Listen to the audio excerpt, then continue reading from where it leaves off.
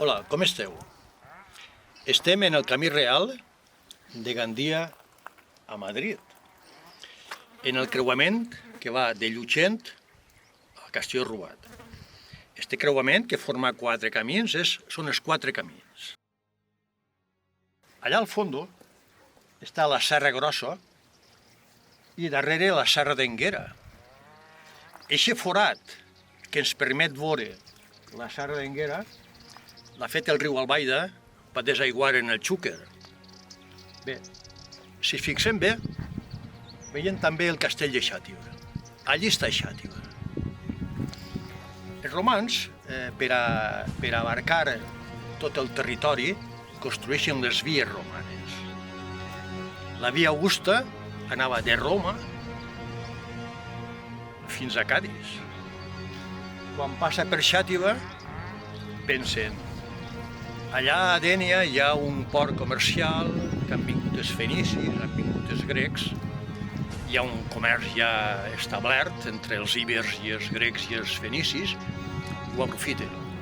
I fan un ramal de la Via Augusta, que naix en Xàtiva, avança, passa per l'Estret de les Aigües, ja és un pas natural que està fet, i arriben a la vall d'Albaida, que és planeta,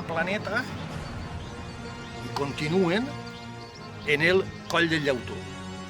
Si mirem bé l'orografia, veiem que és també com un forat que ens porta a la Safor, ens porta a la Marina, ens porta a Dénia. Eixe passador natural, que s'anomena el Coll del Llautó, eixe passador natural té una muntanya, que és el tossal de Llocnou Terrateig, una elevació de 4 o 500 metres, ideal per a fer un poblat.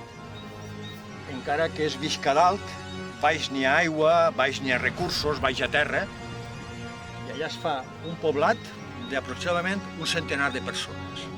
El tossal és un bon lloc. Es podien defensar millor, i allà està ben ple de rutes comercials. El ramal de la Via Augusta entre Diànium i Saetavis. Els ibers del tossal del Morquí s'abastien de l'aigua de pluja i també de la font de Vidal, que es diu ara de Vidal, i la font del Llop. Aprofitaven bé l'aigua. No deixaven perdre ni una gota d'aigua. Quan baixaven al pla, treballaven la terra, pasturaven els ramats, i quan pujaven cap amunt al tossal, pujaven cànters d'aigua, sacs de blat, llenya i brossa per als animals del corral. Els pastors que havien pasturat cabres i ovelles tot el dia tornaven al poblat emmurallat i tancaven, sopaven i descansaven.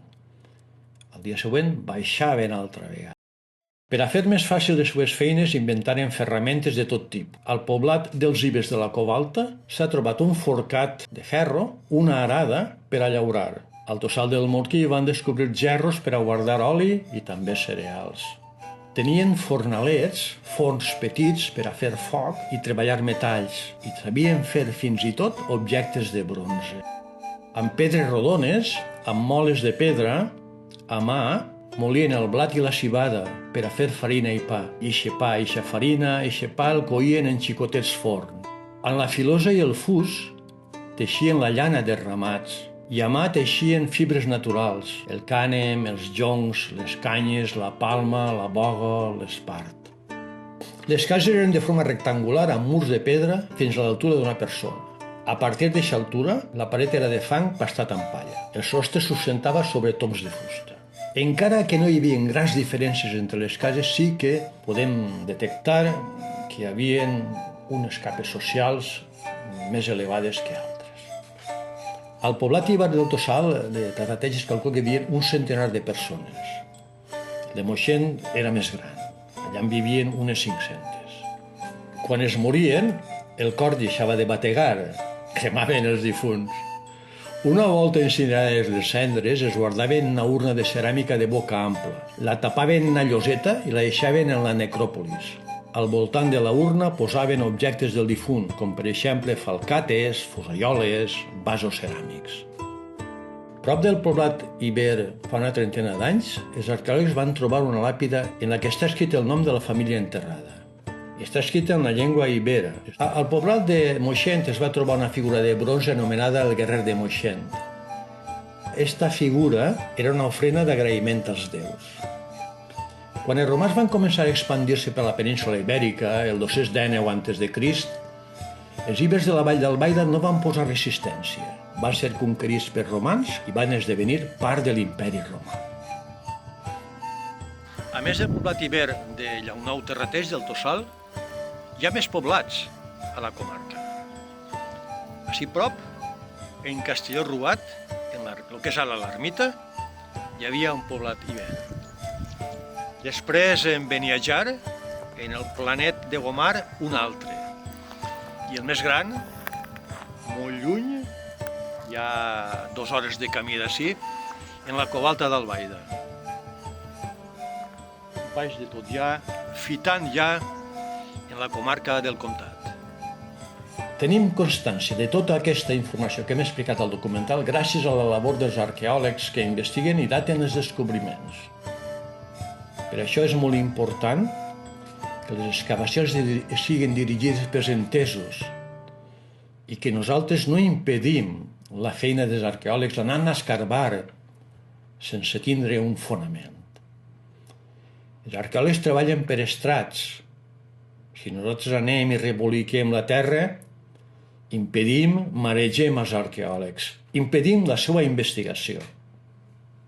Tot això ho han estudiat arqueòlegs com Fletcher, Pericot, Ballester. Moltes restes estan en el Maova, el Museu d'Arqueologia d'Ontinyent i la Vall d'Albaida, i també als museus de prehistòria de Gandia, Dénia i València. Per a entrar tota aquesta història a l'aula, Felicitas, la professora, va contactar amb un mestre especialista, un catedràtic de llatí i de grec, Francisco Valero. Va vindre, es va parlar sobre Roma, sobre l'imperi romà, sobre els camins, sobre les rutes, sobre les calçades, i després van anar en ell a buscar restes a la vila romana. I a partir de les restes, i ara entre este documental, les explicacions de Felicitas, de Francisco, les coses trobades, els xiquets crec que hauran après coses del seu entorn, coses de la seva vila romana, i també estan fent una làpida, imitació de la làpida trobada, que va trobar el tio Xiulit, un home de Montitxelvo, i estan en companyia un artesà de la pedra, estan posant, imitant aquestes lletres que va fer aquelles persones que fa 2000 anys van estar en la vila romana. Per terra vos dono algun testo, una pedra. Esto en xarreria fa un any, ja però sí, però escoltar...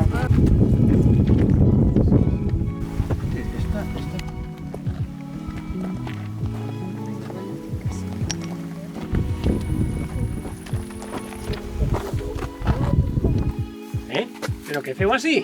Estem en la partida de la Matollà i estem buscant testos de ceràmica. Això està prohibit. Però estem buscant el que està superficial, no estem escarbant. I si trobem alguna cosa de valor la portarem a les autoritats. De quina època és esta ceràmica? Vaja, això és d'època ibèrica i romana. Francisco, mi abuelo m'ha dit que allà dalt hi havia un poblat dels ibers. Sí, perquè fa més de 2000 anys els ibers ja vivien així. És veritat que per ací passa un camí? Sí, Arnau, perquè en l'època dels romans hi havia una carretera que anava des de Setavis a Diànigo i passava per així. Francisco, i així n'habitaven persones? Sí, primer vivien els ibers, després vivien els romans i totes aquestes peces de ceràmica són de les seues cases. Els romans tenien diverses vilae que eren com cases de camp.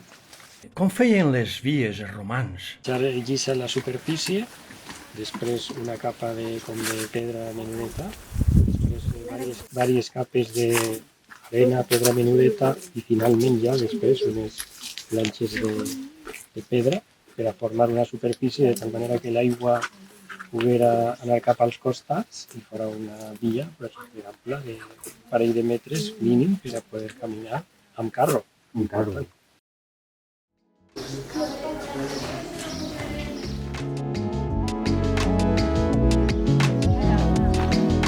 Anem a portar l'estela al pati per a començar a fer la rèplica. Un altre dia, si tinguera més coses. I això és en un xalet que està tot barrejat.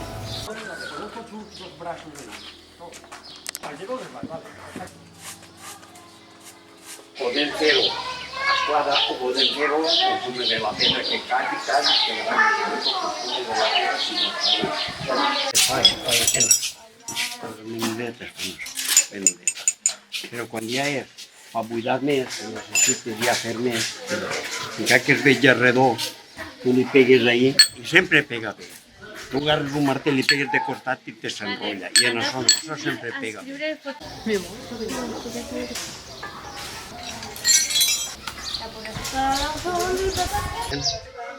I això és per raconets, per buixellar raconets que estan, que no pots en la gran i no es poden entrar.